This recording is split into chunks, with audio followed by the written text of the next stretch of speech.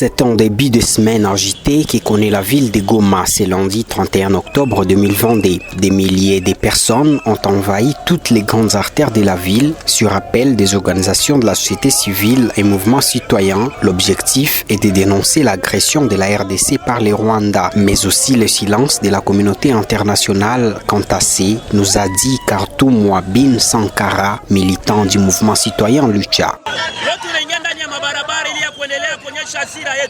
Hasira yetu ni ile ambayo inasema la communauté internationale inaendelea kufunga macho kwa hii mambo yote ambayo inaendelea kupitikana ndani ya Kongo. Ndio maana tunaonesha hasira yetu na tunaambia kama hatutaki negotiation yoyote ambayo inaweza kukua avec magaidi wa M23. Ces citoyens congolais en colère se sont d'abord dirigés au gouvernorat de la province du Nord Kivu, puis à la frontière avec le Rwanda, où la police est intervenue pour les empêcher de pénétrer les sols étrangers. Des tirs de sommation ont été lancés, mais les manifestants disent n'avoir aucune volonté de céder à la pression et disent vouloir soutenir toute idée allant dans le sens de contrecarrer le Rwanda et l'Ouganda dans leur manœuvre de déstabiliser la partie est de la RDC.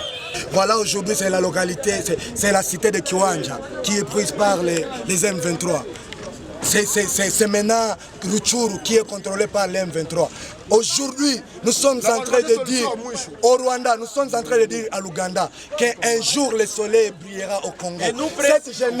Cette jeunesse se lève aujourd'hui pour dire que nous sommes prêts de combattre à côté de nos FRDC.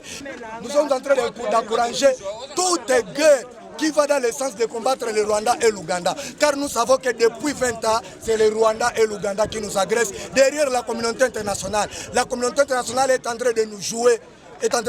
Parce qu'ils savent que c'est le Rwanda et l'Ouganda qui nous menacent durant 20 ans, mais ils sont en train de privilégier leurs intérêts. À ce stade, nous demandons également aux troupes des Nations Unies, la MONUSCO qui est présentement en République démocratique du Congo, de pouvoir appuyer les FRDC. À défaut de quoi, notre suivante manifestation se tournera contre l'inaction de la MONUSCO qui fait déjà 22 ans sur le territoire de la République, n'a déjà rien fait. Espoir Mouinouka dit Aspirine, militant de la Lucha, est l'un des initiateurs de cette manifestation et revient ici sur les points principaux qui constituent leurs revendications. Nous avons des revendications principales, trois d'ailleurs. Premièrement, nous revendiquons que l'article 63 de la Constitution soit appliqué, puisqu'il est du devoir de tout Congolais de défendre l'intégrité du territoire national. C'est pourquoi nous allons nous rendre au musée pour voir M. Constant Ndima, pour lui demander que toute la jeunesse soit formée sur le plan militaire afin de défendre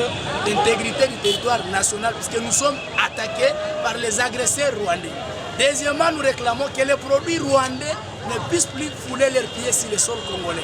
Et troisièmement, nous réclamons qu'il y ait fermeture de la frontière entre nous et les Rwandais, monsieur le journaliste. Cette manifestation survient au moment où le territoire de Rutshuru, dans sa grande partie, est occupé par les rebelles du M23 et leurs alliés rwandais.